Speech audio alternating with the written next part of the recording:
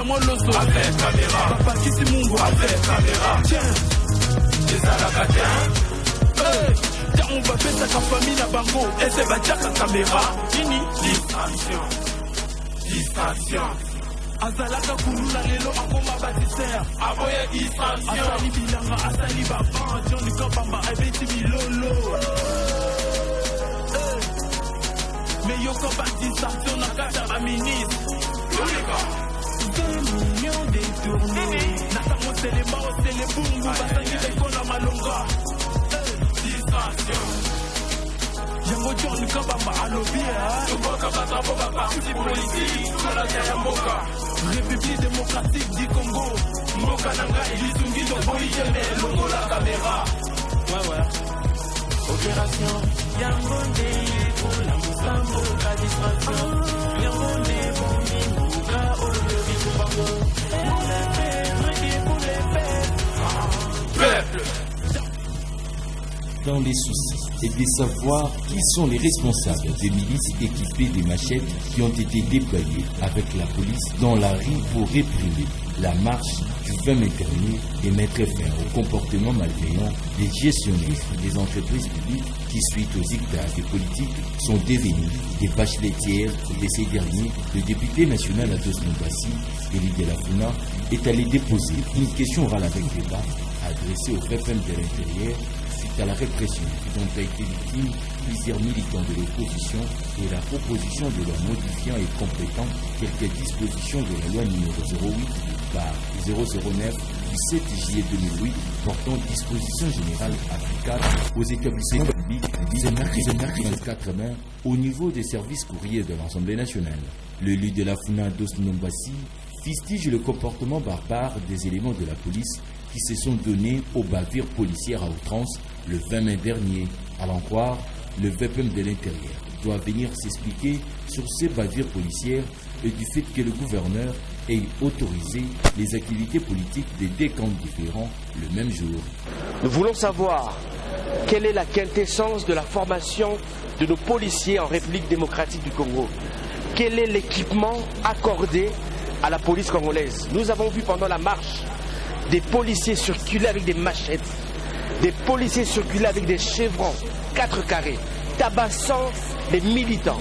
Et donc, nous demandons à ce que le ministre vienne répondre de tous ces actes. Mais nous avons aussi constaté que le parti au pouvoir aujourd'hui est en train d'entretenir une brigade, les forces du progrès, qui se sont comportées en milice avec des machettes.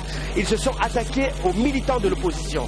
Concernant la proposition de loi modifiant et complétant quelques dispositions de la loi portant dispositions générales applicables aux établissements publics, Ados Nombassi exige la dépolitisation des entreprises publiques de la RDC pour que celles-ci soient au service de la population. Nous avons constaté plusieurs abus dans le chef des personnes qui gèrent aujourd'hui les établissements publics en République démocratique du Congo. Par cette loi, qu'est-ce que nous demandons? La dépolitisation de tous les établissements publics en République démocratique du Congo. Donc, si vous voulez gérer aujourd'hui une entreprise publique, c'est-à-dire que vous devez abandonner votre parti politique. Cela nous permettra que quand il y a abus, de transférer le directeur général ou le comité de gestion directement devant les instances judiciaires. Signalons que le député national Ados Nombassi invite l'Assemblée nationale à ne pas poursuivre les ministres dans l'exercice de leurs fonctions pour que le coupable de cette répression soit sévèrement puni par la rigueur. Ados Nombassi invite l'Assemblée nationale à ne pas poursuivre les ministres dans l'exercice de leurs fonctions pour que le coupable de cette répression soit sévèrement puni par la rigueur de la loi.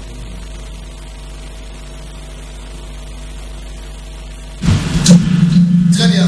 Bokolo Lamo Nabino Baladia, une très grande émission, la dimension, il y a continent d'Asie, émission d'Anga, émission d'Ayo, émission, il y a la population congolaise en général. L'affaire de tout le monde n'est pas pour un individu. Voilà pourquoi tout est retiré Labino élément, il y a honorable Ados Nombassi. Je crois que Bolandi Nengenini a Meki Koningi Sapé côté à Assemblée nationale. La sitting il y a opposition et Utaki Kosalama vraiment mon colo Lelo moi qui penza de part d'autres, ils ont vraiment l'isolo torobeta par rapport à l'activité. Il y a opposition, le lengenini ezali ko lekela, je pense que ezali solo torobeta mokolo ya lelo. Tozali dans mon Congo porte-parole, il y a Acer, il y a Mona Congo Eliezer Tambwe, Kajungulu, Mona Congo Motenayo. Mbote John Kabamba, mbote na ba Kongomani banso bakola na biso na poko aboye na studio Kitoko dans une grande émission, le peuple parle. Tu es poto sona ba Congolais, mais de prime abord à tout seigneur tu honneur na pesimbote na ba capable tout ya asseur na en premier lieu na capable président honorable Eliezer Ntambwe, capable premier vice-président Oki Kalonji, au capable secrétaire général Madame Sophie Kakoudi, na ba capable tout message mouké to kopesa na ba capable ya li ko samedi oyo les sacrés de notre parti au Tobengaka, les échanges patriotiques toko salango na ba 4 districts ya Kisasa. Cela veut dire bana funa boko contacter fédéral provisoire Nabino capable matata akope sa adresse basi batindi kutu adresse et kolega na ba forum na poko ali susto renforcer communication bana changu esika yibani tokutani bana lukunga bana moamba. Donc les échanges patriotiques ya samedi oyo toko salango na ba communauté ndenge to salaki samedi passé poso oyo toko kende biso banso na 4 districts na biso boyebi masolo ndenge to sololaka actualité politique makambo bilanga parce que nous sommes le premier parti au Congo depuis 1960 oyo et na politique ya parti politique na bilanga na ye bomona Kisasa bilange yali ba tracteur kuti ya parti ko sala musala na lomami na mwenedi tout précisément iskanga na uti 40 hectares misali ko salema na Congo central na Likasi partout ba capable nyonso a mokili ndenge to sololaki pas question d'une fédération de la sœur ou ekozanga bilangate samedi tokutana dans nos fédérations respectives pour les échanges patriotiques. Merci Ndeko Kabamba. Très bien. Avant de présenter, inviter Moussoussou à Mokola Lelo, toujours qui est na Wenze parce que objectif de l'émission Le Peuple Parle, les alara mingi situation thermomètre, les ali ba Wenze à population, thermomètre, les ali place tout population azali, il faut se sentir qu'il y a souverain, to PCP Maloba. Pourquoi tu veux copier la population Maloba? Pour nini tu veux copier la population Maloba? Encore une fois, toujours on a la Wenze. Poto du labino, moi, population Zaroloba, nini, avant to fongo la branche, ya rola kisabino, mayo et les kanina sitting, ya mokolo ya lelo, l'activité, les kaki nenye nini, tozozo ngana na wenze. Mayo population Roloba, netoko mega osala analyse nango, eza ngaite. Le seul journaliste qui a la rose à la politicien, le seul journaliste qui a la rose à la ami à la politicien, awa to ya marabango lokola ba invité na biso na sala kapé ba déclaration mais na lobara population azanango bosenga tolanda image ya wenze bongo tozonga to continuer émission Le Peuple Parle ya Mokola Lelo image régie malobonga mona bazoko sa page journaliste biso to te katoli auto du jour tozo so maneti filet ya malala 55,000 na douane na kati yebisanga mboka ngo ezande to vivre ndeni pas journaliste toi na kanda makasi so bo moni bozoko ka Congo te bote ka toka bolambongo ndamu po boye to vivre bien te pas journaliste biloko akolia cher nini cher siko tokolia ndenge nini tokobokola bana ndenge ni vie eza cher to sala nini tozoyeba te ndenge tokende mboka ngo bolingi ni na Congo liboso babanda na biloko akolia nano po bato balia bazwa makasi so siko biloko akolia eza komata neti biso boto za bana ebele ça combien à foufou 2000 3000 na kosomba ndenge nini pona bokola bana pas journaliste botale ya biso na makambo mais balobi babiloko eza okitano bakosi kilo akwisi na eza 7000 yebisanga so za na 10000 okolamba ndenge nini okotia ba episi ndenge nini pas journaliste tozo souffrir ko eza mboka na biso toko souffrir boete soki ba mona moete ba yebisa biso bien tozwa président moi ça gérer mboko to lembi penza to lembi to lia bien te to lembi ba luka ya biso solution baluka solution moyen ezate bakosaki biso ba classe eza ofele to komi ko futa mbo bana bazotanga to futa mbo makambo nyonso mabe makambo nyonso bien te to kende wapi to sala nini na Congo papa soki bamoni baokoka te bayebisa biso toluka ta mwasi akoma président po agere biso bien mboka eleki pasi eza makasi tosouffrir soki oteki te okolia te pa journaliste tovivre kaka bongo ti suka wapi soki bamoni mpesi biloko ekiti balakisi biso mpe toki osomba biso tomona mpesi biloko ekita te toki osomba wapi biloko chaque jour ezomata lelo biloko lobi oteki bien lobi oye prix mosusu finalement tovivre ndenge nini soki bamoni mpesi wenja bien eza balakisi biso mpe toki osomba biso toboya te oyo eza neti tozoboma na tokufa Congo eza bien te babongisa Congo par jeunesse babongisa Congo boye eza bien te tovivre ndenge nini yango moni bato bazokufa bakokufa pamba na banzala mpe ezoboma bango so lie bien te ese kotelema mposa mosala babongisa Congo eza ya kokufa. Merci beaucoup. Je crois que toza toujours dans la série. Ndekola biso pe azali azape congolais. Il faut loba. Sora loba akimi koloba ndekola ngai akimi koloba. Je crois que très bien. Merci beaucoup na bandeko bazolanda biso de partout. Merci pour la confiance sur vos européens biso. Toloba ki yango le peuple parle, les peuple mutakoloba. Les angate peuple. Toza la maître Jonathan na katia plateau émission le peuple parle. Maître Motena. Mbote le Bamba, mbote na bakongomani banso bazuli bakuto pendingisa kolanda biso na ngonga yé, mbote pe na débatteur na ngai yo apona ko soutenir moto kama mabe mboka na biso, mbote na ye, mbote pe na bandeko nyonso ba résister na biso lelo na sitting ya opposition, ya bloc de 4 to benga la force, mbote pe na bandeko nyonso bazoki likama parce que pour lui se décider que babola bango na marche na biso ya samedi. Matondo.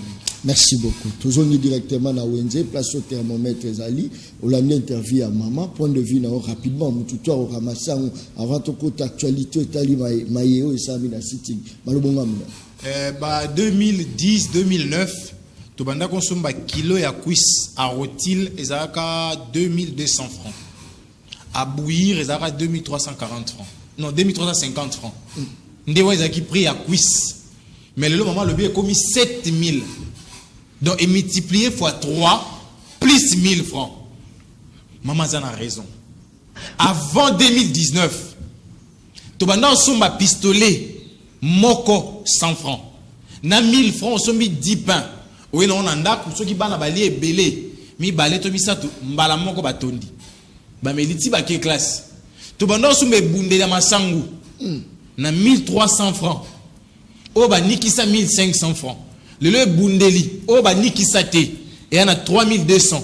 Oba nikisa plus de 4000. Toza wapi. Maman lobby solo. Mboke peli moto. Vie cher au biso to marché là qui samedi. Il y a moto ko vivre. Kajingulu a ebike na pompe le so a télémina mutuka. Et 105 litres 2850 francs.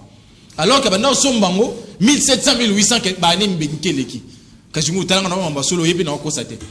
Huile moteur 1 litre nango ezara so 1500 1700 et comment le $3 kajingo au contredit nga place wana te donc vie cher lelo eza susu kamba ko bomba te en depuis à mosolo ba ko ganga so tongo midi pourquoi to mobiliser to sali ba excédent to za na ba dépassement budgétaire mais bazo ko défalquer en na socialité pour peuple se retrouver température eza solo parce que Chiboa baroloba marambo yo salité. Alors kitate pas sur la température à terrain. Hier oya na lokuta na politique abandi ofinga batu, abandi ko komba batu pa bien kei.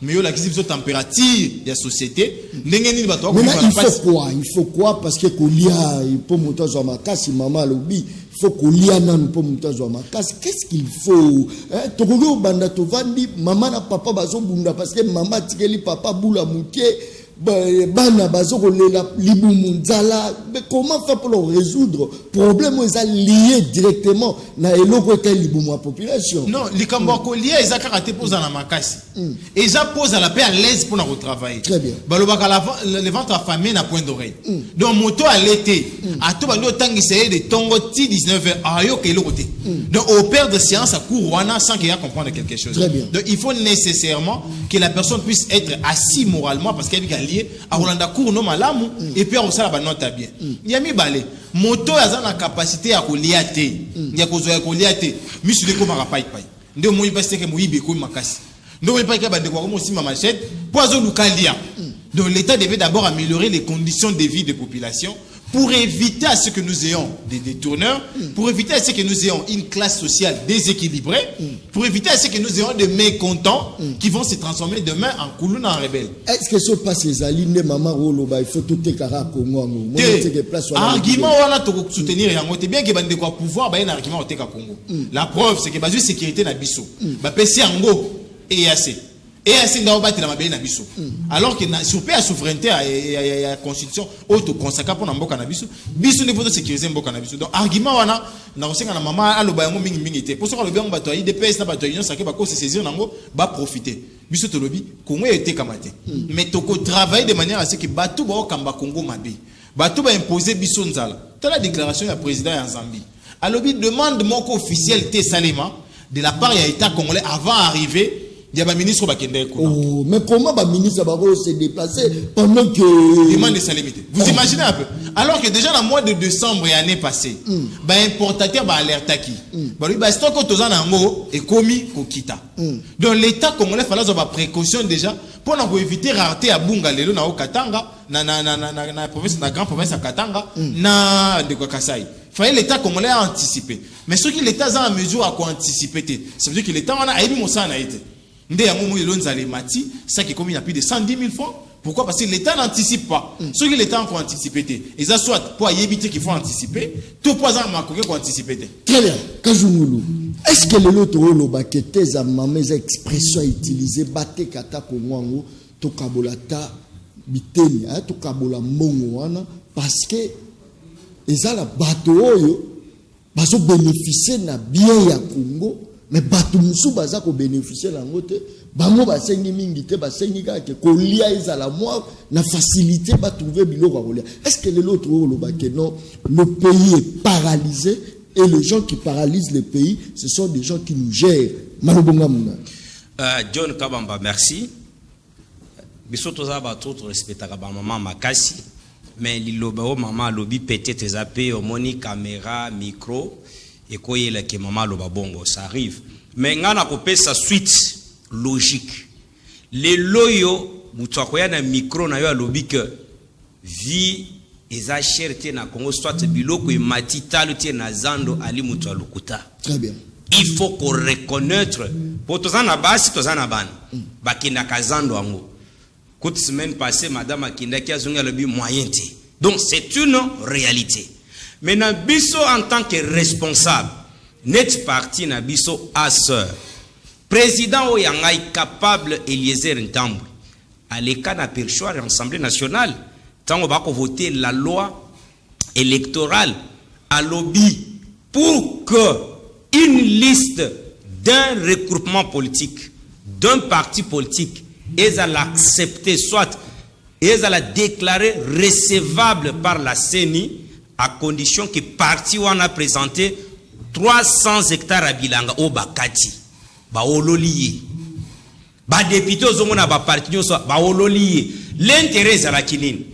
Toko linga kaka toya ko servir bato ba ko kufanzalate, mais to bandana ko lesa bango. Bisomoko aser, toalinda kisa toali modèle kende na plateau de Bateke, 3 tracteurs, il y a parti politique autant des hectares.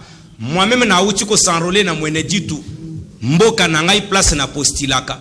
J'ai acheté 40 hectares na village à Benamouchia, 25 km na Mweneditu. Non, je vous dis, je te dis, wana yali Jesus cause ya passion tozana. Besanga na zakoya. Jonathan si alobi awo. Yango na lobi omoni biso aser to lobi bilanga d'abord. Fédération à mon côté, il y a Aser et Zangi Bilanga égalité. Nous condamnons déplacement ya ba ministre bakendaki na Zambie, heureusement que président zambien a outu ko répondre à bango. Est-ce bato banso bana président na république balina vision na ye to baye ko la publicité bilongi na bango. Parce que tango zotal les phrases, disons la phrase mère, il y a président de la république à lobby, il est temps que les sols prennent la revanche sur les sous-sols.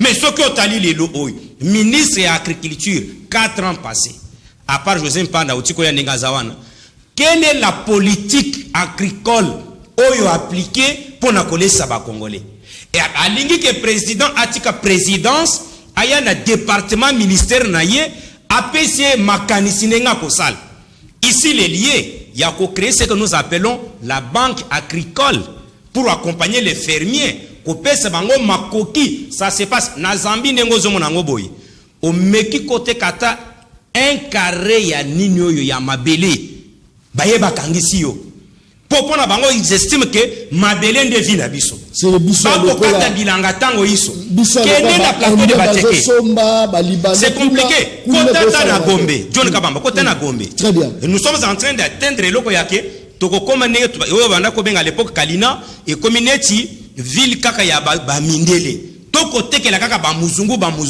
yango biso tolobi boye. Monsieur le Président de la République, Action commune pour la République. Acer Toali, les opposants de ceux qui s'opposent au Président de la République. Acer, Landa, je te donne. John Kababazela, je dois fixer une très grande émission. Kotikate, Makambwe, le Kapo, Totika confusion et mito à Congolais. À sœur Tolobik, nous sommes les opposants de ceux qui s'opposent au président de la République. Ceux qui s'opposent au président de la République, Yalina Ndambu Balina Katia Union Sacrée, Ndambu Balina Katia Résistance, Ndambu Balina Katia Opposition. Cela veut dire la sœur est au centre pour l'intérêt général de la nation. C'est ainsi que vous verrez. Toko Kendema Ponomi. Et Sengeli John Kabamba un moment dans ces pays, ba Congolais, to ba mona elo komoko besoin ya sikapona ko booster développement mbok. Toi tu estimes les lots, aujourd'hui pouvoir repêcher en Fayulu. Qu'est-ce que Fayulu n'a pas encore fait dans ces pays? Aujourd'hui pouvoir rezonger lango Mozito. Au Pessi Moïse Katumbi, il a géré Katanga pendant 8 ans. Nous avons vu ses limites. Matata Mponyo n'en parlons même pas. Un texte simple à Matata Mponyo, Bokanga Lonzo, plus de 200 millions de dollars. Matata a échoué lamentablement. De la maternelle jusqu'à l'université. Donc, il y a l'immoralité politique. Et moi, ça m'étonne. Moutouneti Matata Mponyo se permet à Kobeng Saba Congolais, Batambola, pe ba Congolais, Bako Tambola. Boko Tambola, Botswana. Botouna nano Matata. Où sont 4000 écoles? Oyo ba pesa Kambongo. Na Banque mondiale, Congo de Buxambongo, que Matata devrait nous construire 1000 écoles l'an. Et l'Ingi Kolobe que Nenga Salaki 4 ans à primature, Matata devrait fournir aux Congolais 4000 écoles. Cela veut dire que, n'a qu'à épouser si quoi thèse. Il y a collègue canabino journaliste, ce n'est pas important. Il y a kotanga komonaï awa. Ou alors il faut qu'on crée une classe politique na batumoko boy. Hein? Au moins, Eliezer Ntambo. Merci beaucoup. C'est là, moi je ne parle pas de personnalité. Aujourd'hui, Moutinette Eliezer Ntambo. N'a pas valeur nyonso ko entouré pour créer lokomoko boye pour l'intérêt de la République. Merci. Il existe encore Batu au créer dans le Congo. Ah voilà. Une question très pertinente. Déjà, il faut répondre à cette question. Le merci. Ndenga koti na ba personnalité parce que na suka nga wanga nango to ba tuté pour ayuki batenga comme leader na to kota na combat leader na toujours like c'est qu'en réalité si le Congo doit compter sur les personnes c'est pas Tamboué. Comment ça? Tamboué était ici député ba mission parlementaire yé au Kende na dos Lumbasi na Bukanga Lonzo ba moni ke Bukanga Lonzo a comme bilanga ya bangi asa ni na près na zo bisayo ton moko ya masangu ndiko kabamba eza na $8000. Mais tout le monde a bangi à $2000. Tout pour nani. Tout pour nani entre bangi na masangu tout pour nani. Mais azaki na commission wana. Pourquoi après interpeller le ministre de l'agriculture te aya ko ba sur pied de quoi ba bomi bilanga ba che bangi. Ça c'est les gens tambazaki député na kata commission wana. To évoluer les sous. A tout ni mutula malonga ministre de l'agriculture. Mais moi ministre biso combien président na yo a autorité budgétaire a pesi na kata budget cote part et agriculture. Ay ministre biso ngote. Agriculture 3 milliards. Au gouvernement. C'est l'autorité budgétaire. C'est le Parlement qui est l'autorité budgétaire. Très bien. Le Parlement va combien pour l'agriculture, le budget 2023. Et puis la chaîne de dépenses, et combien à combien. Tu répondre à la question, tu éclairer les Congolais. À petit solo, il y a ma tête à Zombon à Bukangalonzo. Joseph, j'étais dans l'accès Makamboyo. Où est-ce qu'il peut mettre ça ordonnateur principal T? Pourquoi tu vas dire des choses comme ça? Ordonnateur principal de la République, comme on est ministre en finance. Ordonnateur délégué Zamouto, il y a nommé. Depuis quand ma tête a comme ordonnateur principal de Konanga? Car rapport était quand même à Béo. Car rapport tu vas y aller, ma belle de Babongo. Toujours c'est la justice éclairée sur la question. Il ne faut pas vendre tout ce que tu as comme capacité intellectuelle. On a eu Fanda, Nicolas Sepe-Sabato Joseph. Ces gens sont ingrats. Ils sont irreconnaissants, je vous dis. Tu as évolué. Aïna Moïse Katumbi, 8 ans, Gérard Mabé. Ah, Joseph. Assemblée provinciale. Oh, le député a Okatanga ba Fanda. Non, ma tonga yango. Gouverneur, parce qu'il y a beaucoup de travail. Non, ma tonga yango. C'est le seul on a battu le Bumbashi Tikolwezi. Avant Moïse Akomawana. Ça nous prenait plus de 4 jours. Pour le Bumbashi comme un collège, plus de 4 jours. Mais le long, on a 6 heures, comme il a 12 heures. À ton gars, Kiango. C'est le long, le Bumbashi qui collège. Sous impulsion à Nani. C'est ça. Pourquoi nous sommes à Mabé? Tu vois qu'il y a un Kabila, mais il y a bien Moïse Azoui, Matata Azoui, Moussi Azoui. Qu'est-ce qu'il nous va faire? C'est ça le problème. C'est toujours très important. Mais c'est Kabila, il a des défauts ébélés. Mais Moïse a des défauts. Ok, merci. Azan a des défauts ébélés. Des fois, Liboso, ils ont suivi la politique, n'avaient pas de descendants. Bateau maintenant qui sa politique n'a pas daté. Chadar il se permettait de fermer les gouvernements ici. Kabila ne suit pas. Et pourtant c'est lui qui présidait les conseils des ministres. Aux autres pas des fois Liboso. Il y a mis balé. Il y avait des projets qui étaient lancés. Oya bano ya kaka na inauguration. Kabila gagné na récolte ya Bukanga Alonso. Récolte Liboso. Kabila était là. Bah image des années. Mais après est-ce qu'il a suivi ça? Pour après à l'onglet matata premier somme soir. Qu'est-ce qu'elle a ndela qui a ngoli sous? Mettons doyer la gouverneur. D'abord on a loi ya ETD. Et ça, un projet, ils dépendent du gouvernement central. Et ça, un financement, dans le gouvernement central. Et après, le financement, ça, il va se faire propre à la province. Mais ceux qui m'ont eu idée, na font propre à la province, habitent dans ton Anzela. Oh, il y a ça. Ville boy, na ville boy. Oh, les ville ouane, comme chef de la province, moussous. Colui, c'est le chef de la là-bas. Les lots, tourne bata, merci pour la yangote. Tourne bata, merci pour la yangote. Les lots pour Moïse, à Kambana, Kabila, ndeka na kuboya te, après ça va le prendre après ma match. Non, ce sont des choses vraies qu'il faut accepter, il faut croire. Net les lots. Attaque Kabila Amabé. Mais c'est Kabila qui a fait le pont Luangue en net. On les laisse avec des gens facilement, ils ont pont Luangue. Non, na régime manani. Donc les lots que va bazar Mabé na bon mais ça n'y sauté. Congo est ouest de Kokajum, on le ngalo to voyager non. Non, il y a un projet. C'est ma tête à pognon avec 4 avions. Les tirali moko. Oui, c'est ce point il tirali moko. Transco, chaque jour Transco, on a esprit de vie. Projet Zaganani. Attention que le projet est échoué, mais Mouton a une idée. Pour après Trans Air Zahir. Après, oh, Moussuni Zarani. Si bien Zahir, ouais, transport. Tout le monde est sous Congo Ouest, tout le monde est sous Transco. Mais c'est vrai que c'est la reconnaissance. Et les yeux tambour, le bilan, tu peux compter sur le monde de Konangai. Merci. Merci. Et ça a combat parti naïe. Merci. C'est quand on a le rapidement. Mais alors que Namboko, toi, on a fait ma présidentielle de Konangai. Bien, tout le monde relancé la présidentielle. Dans l'IP, nous, on a comme ça, on a bilanga. Alors que dans l'IP, on a dit Soso, dans l'IP, on a dit Missa Massangu, dans l'IP, on a dit Foufou. Pourquoi ne pas relancer tout ça? Projet à Banque Agricole au Lobia. Dès qu'on entend dans le banc, il y a 3 ans maintenant. Banque Agricole, un siège dans les Arabes. Bah, financer déjà combien de projets agricoles? Nous sommes dans le Malobaka, pour poser acte. Il y a un politique, il y a gestion des bois à un côté. Bah, politique publique quantifiée, beaucoup de en place. Merci beaucoup. Je crois que tous on est sur la régie. Pour bâtir la biso, extrait mais au pays, si on attend Malobade, s'il vous plaît. Yosu Malobade Fate. Et on a réaction à Makambo. Non, s'il vous plaît. Liboso à population, Yosu Malobade Fate. Oui, pour la réaction à Maman, on a zumi balé. Na lobby, Yosu Malobade Fate. On a sujet, oui, j'étais dit vrai. Yosu Malobade Fate. Merci. De fallait na réagir Tozongi na réagir rapidement. Tchena biso, moi, élément amitié. Il y a sitting et salamaki mon kolo lelo au sangisa mosusu na moi moke maloba il y a marche il y a lobby il y a marche il y a jour voilà tolanda imagerie bino bozonga simablo biso za posto a penser bino bozonga bino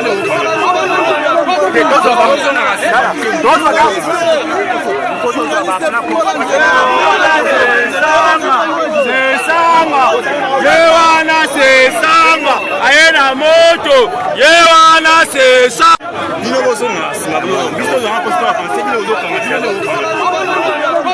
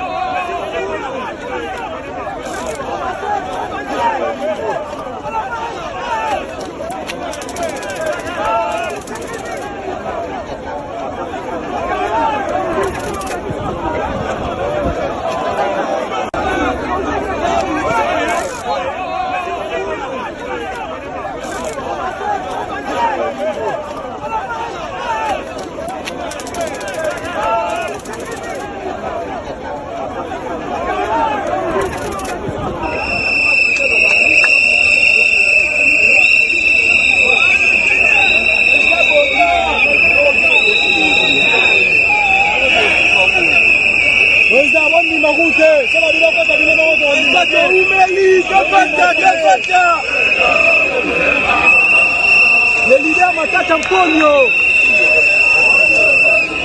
Et c'est la monende, dans le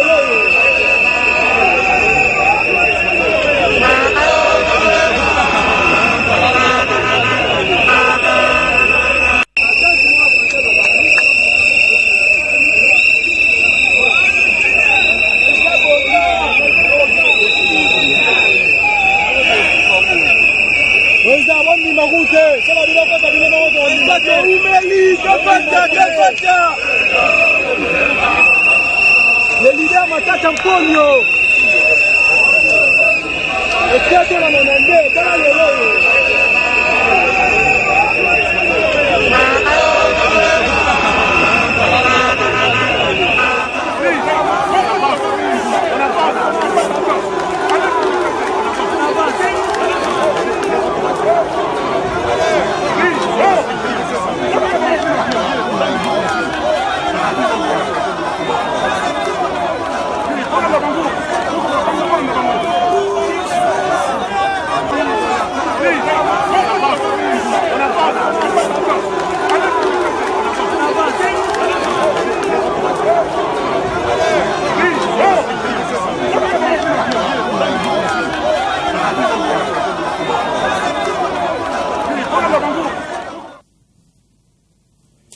Très bien, merci beaucoup. Je crois que ma message est en côte vraiment de partout. Merci beaucoup pour la confiance. Nabandeko Baza Hollanda Bisso de partout. La fraude électorale ne passera pas, que le médiocre dégage.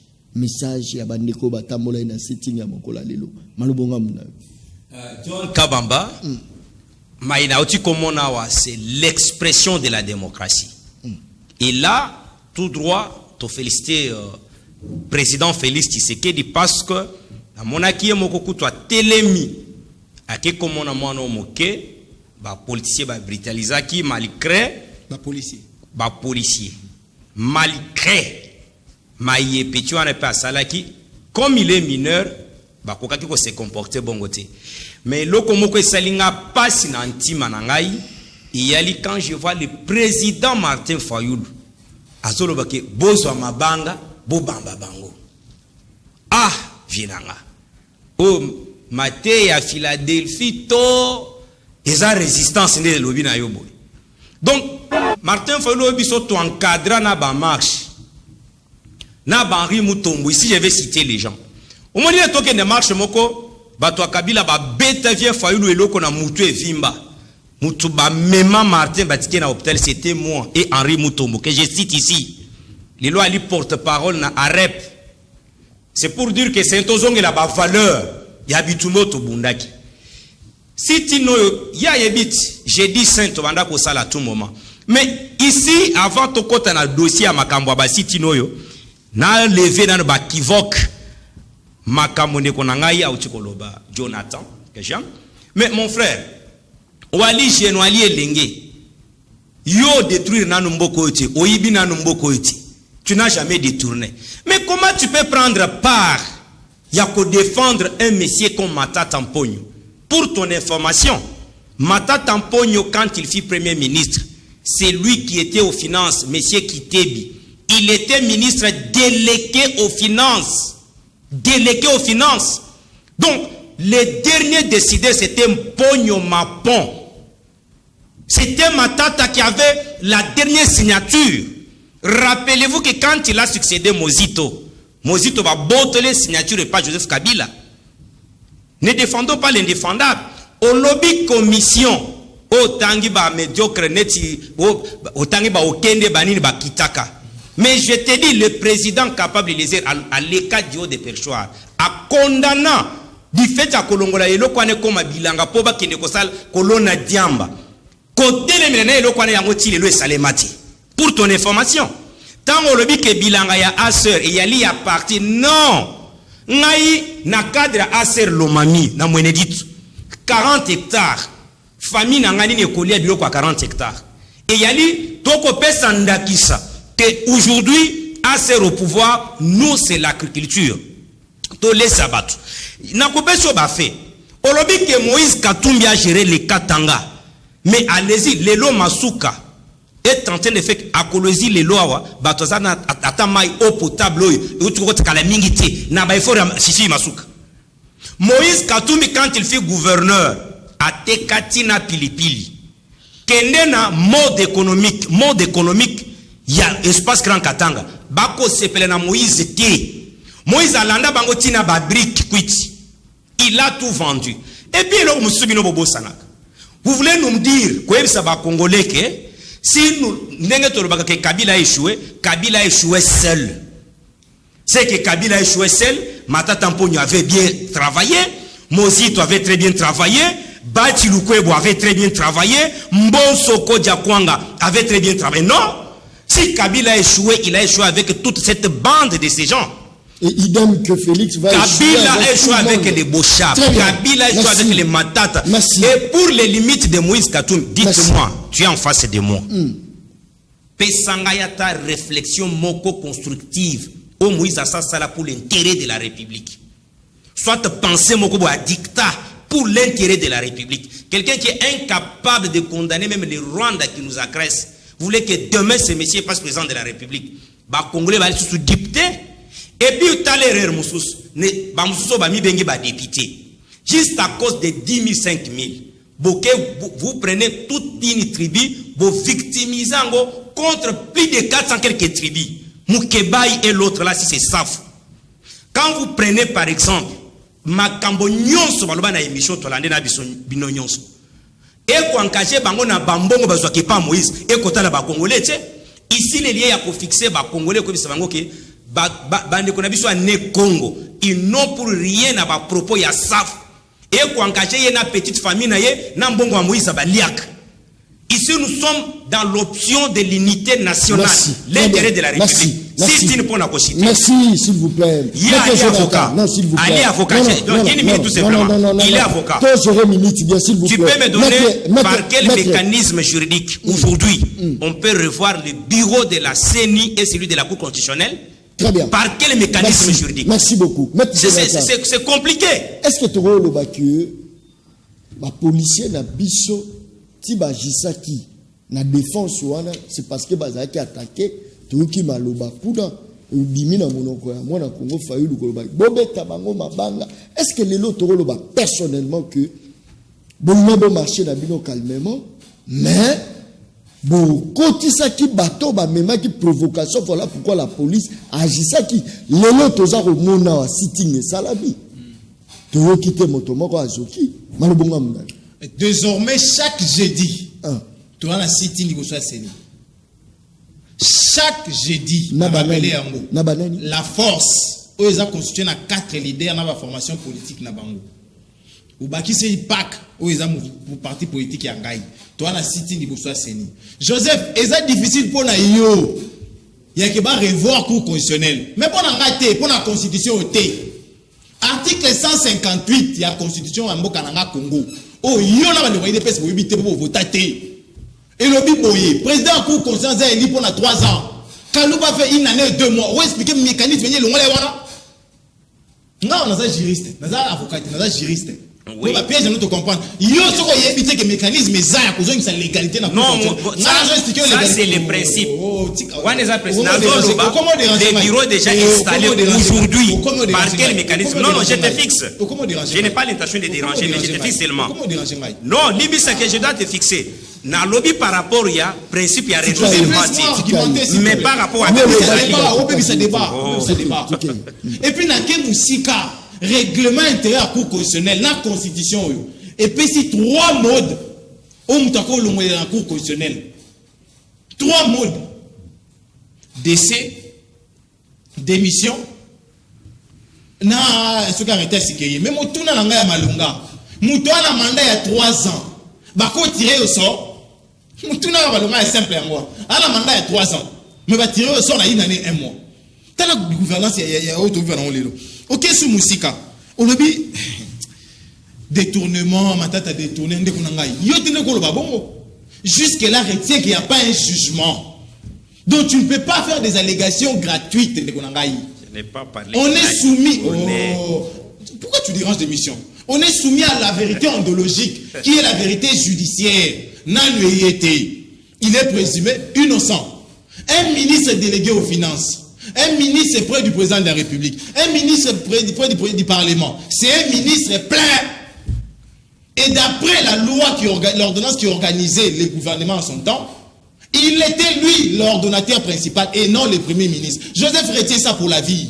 Le ministre délégué aux finances est ordonnateur principal de la République. Ce sont des notions simples et basiques. Il y a la disposition, mon souci, le ministre délégué aux finances, à ordonnateur. Rien n'a noté, titre de émission, rien n'a noté. Tu as évolué. Au lobby, Moïse est capable de condamner les Rwandais. Et puis nous sommes capables de condamner Rwanda, président Kagame et frère. Nous sommes capables. Nous avons un exemple à Gomade. Vous savez, un frère a cité à 30 millions d'euros, de dollars. Entre celui qui ne s'est pas condamné et celui qui appelle les criminels frères. Toponanani, Joseph, Toponanani. Obeti solo ya tambour, obeti a condamné le à tribune. Il est parlementaire. C'est pas moi de l'apprendre dans son travail. Ceux qui a présenté un rapport, qui a moni va répondre dans un rapport, qu'est-ce qu'il fait? Il adresse une question orale. S'il n'est pas en mesure de faire une question orale contre le ministre de l'Agriculture, pour qu'il nous explique pourquoi les champs destinés aux cultures de maïs est transformé aux champs culture du chanvre, c'est pas mon problème. C'est parmi les médias que nous dénonçons aussi. Parce que comme parlementaire, ceux qui n'ont pas dit rapport dans la mission parlementaire, répondre à la rapport, qu'est-ce que j'ai fait? Il n'y a qu'une motion. Si on a motion, il n'y a qu'une question orale. Mais s'il n'est pas en mesure de le faire, ça veut dire qu'il est complice. Il est complice. Tu es la cité Nabiso. Ah, tu es dans la boussan. Alors, Masuka, John, tu étais où là-bas? Très bien. Pourquoi vous avez dit que vous commissariat à l'aveugle? Les images sont là. Tu ne m'as pas suivi. Donc tu es ici, mais tu ne suis pas ce que je suis en train de dire. Pourquoi tu t'es décidé à déranger l'émission? Non, je ne dérange pas l'émission. Mais laisse-moi parler. Quand tu rentres dans le temps, tu vas parler. Rappelez, on a dérangé, on a fait ces émissions. Il y a des images qui sont là. Et puis, pour comparer, nous devons gérer province, nous avons géré 4 provinces réunies. Joseph, Léo Katanga, dans son ensemble, nous devons gérer un mot. Et nous devons gérer groupe Moko. Tout ça même sérieux. Tout ça même sérieux. N'a pas su par exemple là. Kolonga Lubumbashi qui est collé Zinzela wana gouvernement provincial et au Katanga des salaires. Ah non. Mais progresser tout que donc si tu n'as pas sur l'élo na loba qui heureusement ba leader ba bandela qui en lobby na on la disposition moko ba la sanga disposition moko ya constitution tout ya règlement o e lobby que gouverneur ya ville to ba service na yi baza na droit ya ko préciser ba itinéraire ba date ya ba marche na refus na yango ce qui est athée désormais. Nous allons faire application de l'article 28. Où est lobby était missionnaire sotoko exécuter soko mokete. Ba décision o ezwami na o eko zwama contre volonté à constitution. Mais attention battre l'état c'est ça le problème. Très bien. C'est un tangilon. Pour ba congolais va comprendre. Biso c'est la mibeko. Article 28. nul n'est tenu d'exécuter un ordre manifestement illégal. Tout individu ou agent de l'État est délié des devoirs d'obéissance lorsque l'ordre reçu constitue une atteinte manifeste au respect des droits de l'homme et de liberté politique et de bonne mœurs. Merci. Liberté manifestation na biso. Merci. Au sauté ah, le coup d'abord le président. Président sur le babia le bito kende. Boba mabango mabanga. Oh, Joseph. Apparemment il y a une émission de dérangeant. Il est assez amusant la tinda ça na bata. Le bito kende. Ah, exactement ko bambali bamba. Kende. Il le président le bito kende. Tous os sikoyo. Policier. Oazo lo baba bêtise en Chiluba. Yo regarde moté.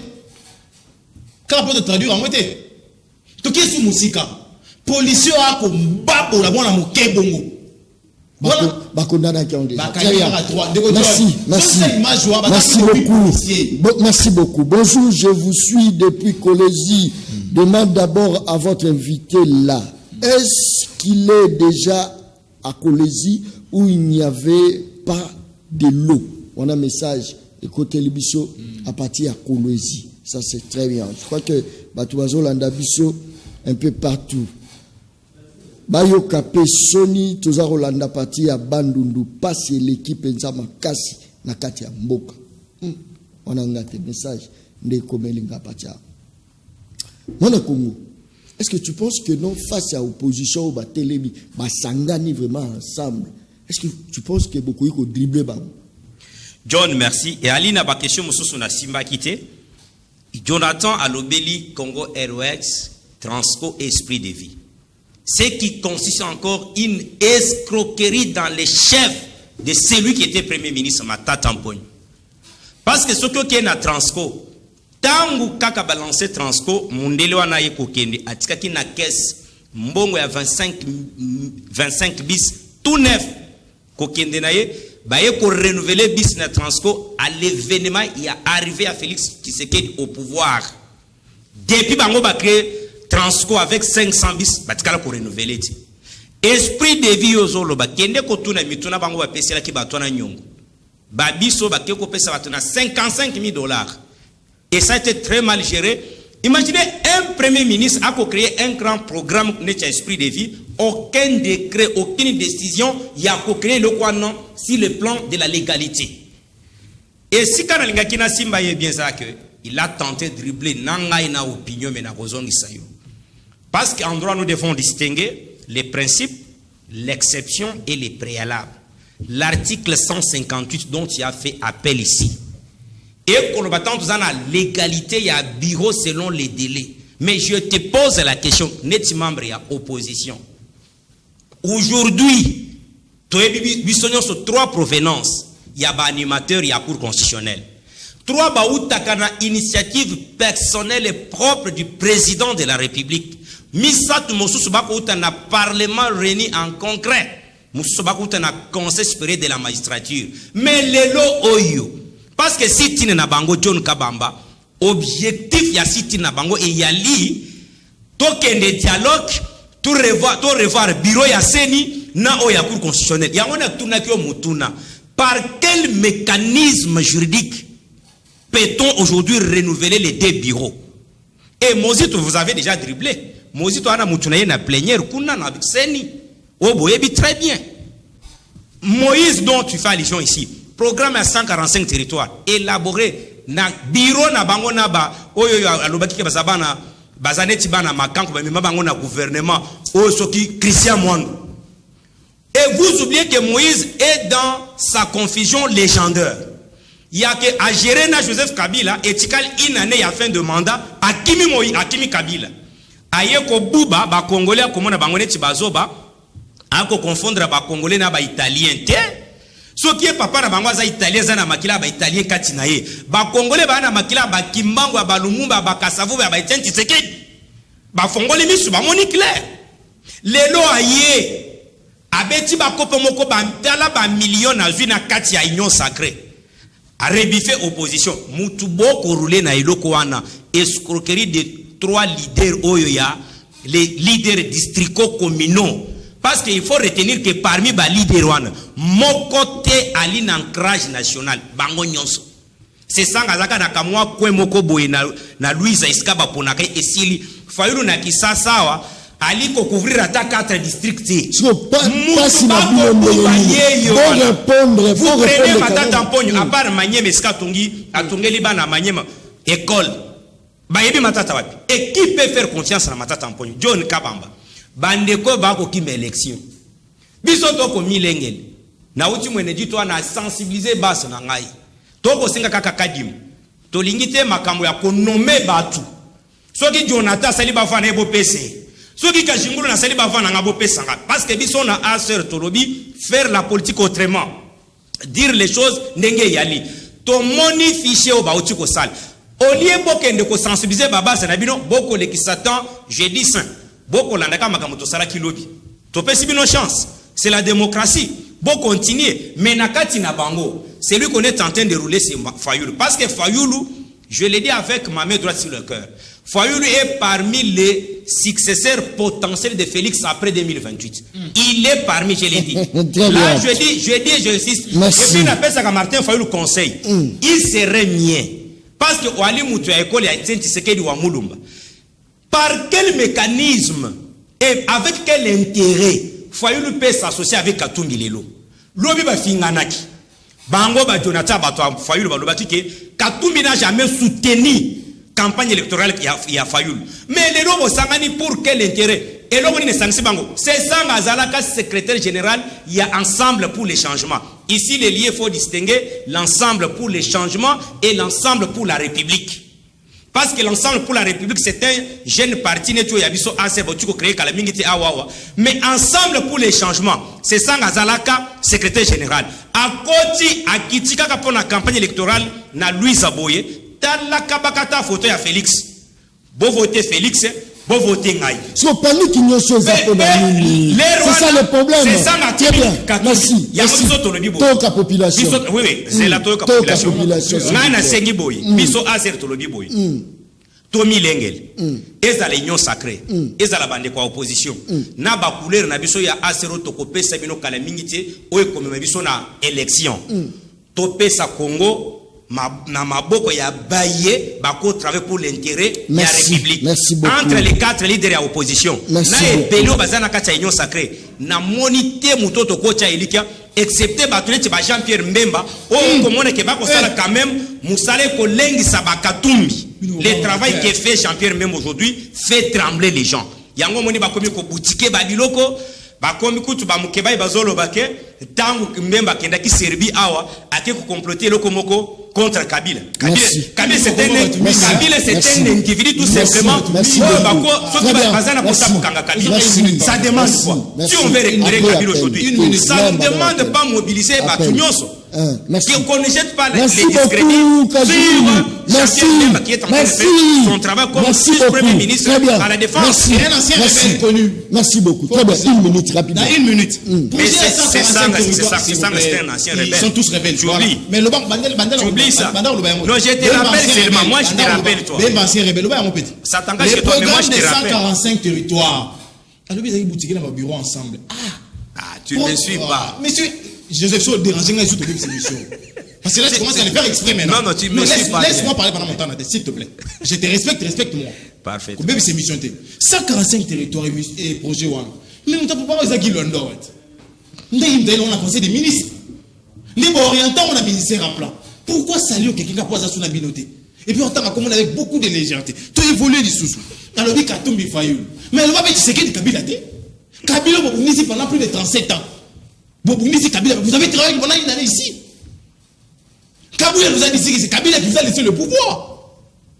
Vous êtes aujourd'hui les héritiers de Kabila, les bénéficiaires du pouvoir de Kabila. Mais autant Moïse n'a Fayoulou. Comment on est CP Sabino? Monsieur, je te l'ai dit ici comme cadre à la Mouka. Nous sommes ni demandeurs, ni preneurs, il y a dialogue. Merci. Nashité, cour constitutionnelle au non, on a une loi sur la magistrature. Merci. On monte en grade, on ne descend pas. Très bien. Mon lit malheureux coup qu'on soit au Conseil d'État. Au C'est parmi les 3 grandes cours. La Cour suprême a été démembrée, tu connais très bien. On descend pas. Non. La Cour constitutionnelle est toujours au sommet. Mais la Cour constitutionnelle, la c'est le conseiller. Et là, il est allé comme président d'une sanction. C'est très différent. Merci beaucoup. Merci toi. Ça, c'est la confusion sur le champ du droit. Lubumbashi, très bien. Lubumbashi, Kassoni, 5 ans après, vous parlez toujours du passé, la souffrance est à l'horizon. Le pouvoir a zoye baté à Salanini. Mawa vraiment. Ça c'est très bien. Nazo Mbasco appelle. Allô, Ndekobeng Bishop Komodani. Allô? Motenayo. Vous avez l'émission? Oui, Obeng Bishop. Mais c'est pas voilà, merci beaucoup. Je crois que nous en direct. Naza Koloba, Naza en direct, Naza Oyamba Bino en direct. Merci beaucoup. Union Sacrée, suivez depuis bonjour, je vous suis depuis Kolosi. Demande d'abord à votre invité là. Est-ce que, voilà, je pense qu'il y a un message déjà. Allô, Neko. Allô? Oui, Obeng Bishop. Allô? Oui, allô, Obeng Bishop. Est-ce que je suis en direct de Pesti TV? Nazo Kayo. C'est l'émission en direct ou bien en rediffusion? Ozolek en direct. En direct, hein? Je vous appelle à partir de l'écologie. C'est juste pour décourager M. Kachingou. Ce que vous parlez d'écologie, il n'y a rien en écologie. On n'a rien fait à l'écologie. Il n'y a même pas de l'eau, il n'y a pas du courant. Pourquoi vous êtes en train de tromper toute une population comme ça? Merci beaucoup. Merci beaucoup. C'est pour vous dire que Tambolo na Tambola les akapamba te. Peuple. Na Tambola akapamba te. Fifi Masuka zo sali lokote. Il suffit qu'un journaliste a Biniseli Bango, moi quelque chose a Pessi Bango, plateau spécial. Plateau spécial. Plateau spécial, ça c'est très bien. Moi je n'ai pas dit que Fifi Masuka fait quelque chose. Allô? Oui, Ben Bisoapi. Bonjour. Motenayo, Ben Bisoapi. Oui, na bengi mino Lubumbashi. Très bien, participation d'ailleurs. Participation à Boy. En tout cas, Nalina Lobaboy. Nous avons ce qui est Eliezer, on a eu un projet à Bukangalonzo, Congo Airways, et puis, on a un projet, M. Salem Akifas. On a Bango, pendant 4 ans, et un projet à Moko, on ne peut pas diriger le pays comme ça. Nous avons un dialogue. Dialogue que notre ligne dialogue.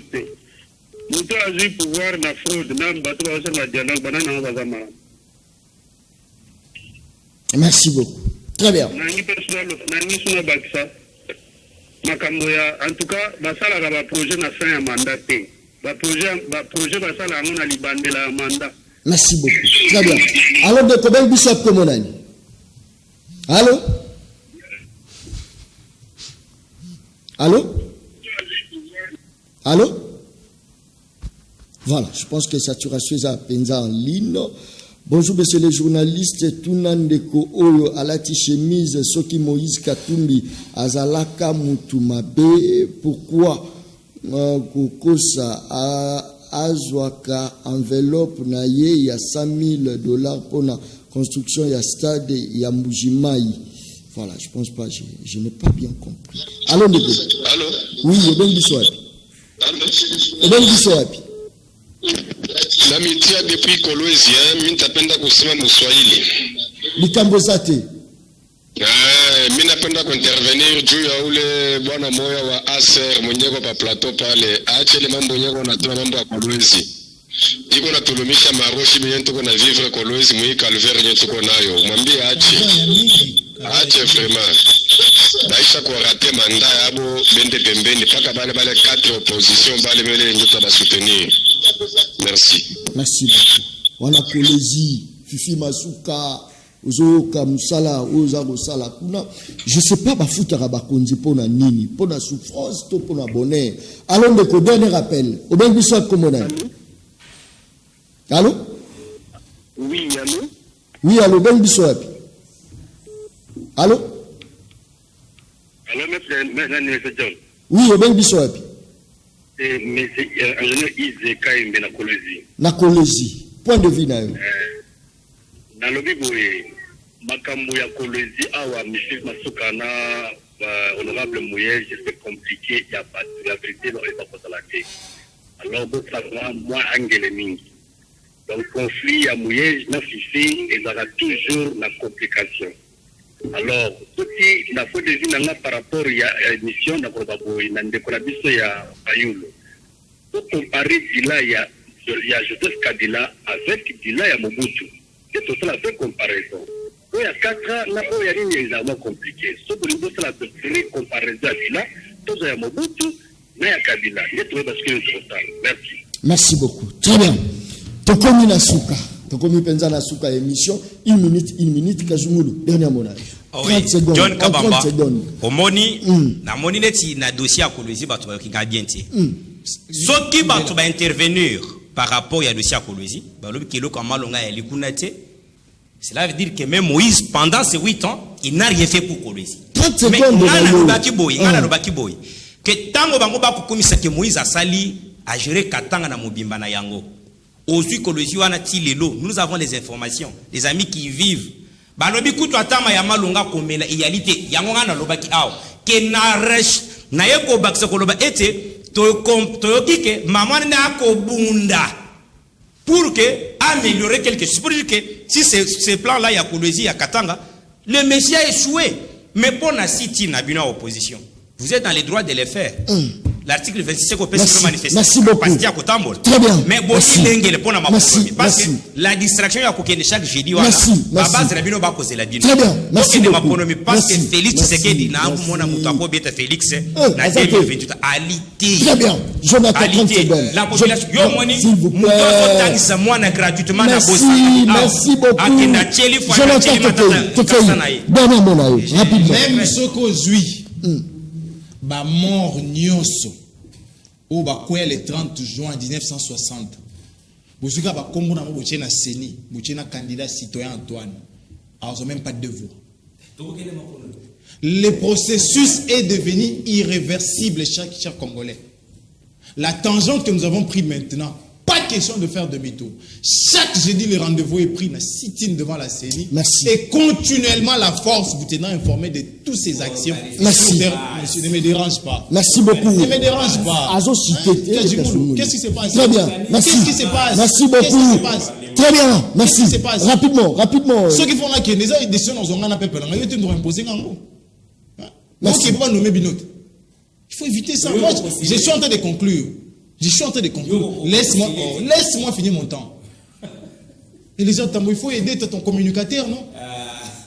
Dans la bandeli. Élection et Kozala. Biso la mouka toza prêt. Merci. La preuve, c'est que dans le mois de septembre, offre politique de Zoubien Malonga. Tobo topé ça bon objet pas plager. Merci beaucoup. Kakanesi na lobaka émission yangeza baleno baliaka ena mokolo moko tie baliaka baleno ndamo nde baliaka baleno. Je pense que continuité ya émission oyo au quotidien YouTube les peuples parlent officiel TV au s'abonner au landa continuité ya émission le peuple parle TV officiel au doit vraiment continuité ya émission le peuple parle. Merci beaucoup. Je crois que techniquement Moussa Lezalaki régie Tozalaki Nandeko Nabiso Ntimba ou Sali Penza Moussa Kitoko. Je crois que na caméra ba caméraman ou bazaki vraiment efficace ba sali vraiment Moussa. Merci beaucoup na AG, merci na directeur ya programme, merci na bandeko tout bazaki branché, merci na Naomi Mpila, journaliste ya Congo Buzz, ma petite sœur na Pesio Mbote, place tout aux Rolandangai. Merci na bande konyon surtout Tokutani Mokolo Oezokoya, toujours sur la chaîne Canal. Tu parles ma au commis petit père. Bapé ça moi l'osso avec caméra. Papa qui si mungo avec caméra. Tiens.